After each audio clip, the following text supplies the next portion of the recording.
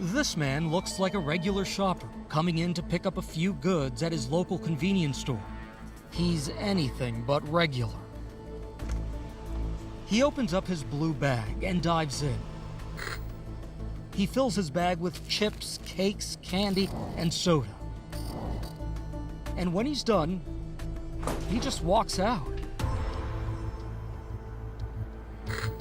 This man has been serial thieving at the same convenience store for the better part of a year. He's there so much, they give him a nickname, Gatorade Man, for his penchant for the thirst-quenching sports drink. At least once a week, he waltzes in, grabs some snacks, then waltzes right back out. Until one day, he walks in, fills up his bags,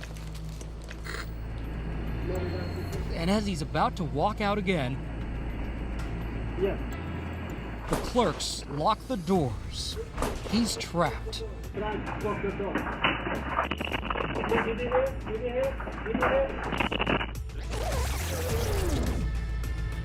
The clerk recognizes the man and presses a button that locks the door.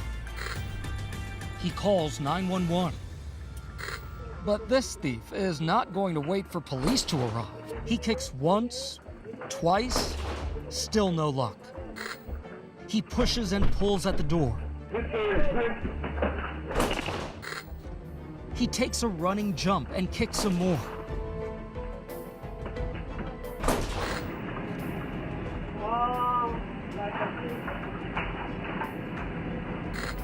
He puts the stolen drinks back and drops the bag of poached goodies on the shelf. Let me know.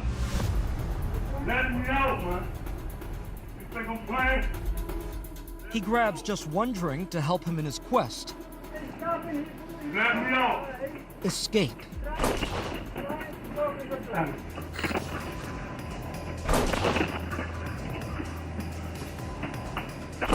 Finally, after a solid 5 minutes of kicks and flying jumps, the plexiglass comes off, and he crawls through. And he's off again. But in a surprising twist, the store's owner, Dennis Alloy, finds an unconventional solution to ending the pilfer. And here with us now is Dennis Alloy, the owner of that convenience store. Dennis, thank you so much for being here. Hi, Gio. Thanks for having me. The Gatorade Man was constantly targeting your store. What kind of impact did that leave on you and your staff? It drives me crazy. It takes a toll. For my employees, I don't want them confronting him physically. It's just not worth any potential bad result. He comes at will and gets away with it at will. He would come in. Oftentimes it was a few days in a row, then I wouldn't see him for a little while, then it would be a lot. And these guys that work for me, they have some responsibility in the store, and they feel terrible when things like this happen. There needs to be some consequences on what happens. I'm not looking to throw someone in jail and ruin their lives, for what is considered petty theft. But there needs to be some consequence. Dennis, how did you decide to put an end to this? There was a local neighborhood guy. We were just discussing what issues I have as a businessman. And I talked about the crime and the shoplifting, and I showed a picture of Gatorade Man. And the guy there from the neighborhood's like, I know that guy. And he's like, I'm going to take care of this for you. And 2 days later, he texts me and says, I want to meet you, and I've got the guy here, so let's have a meeting. How did that meeting go?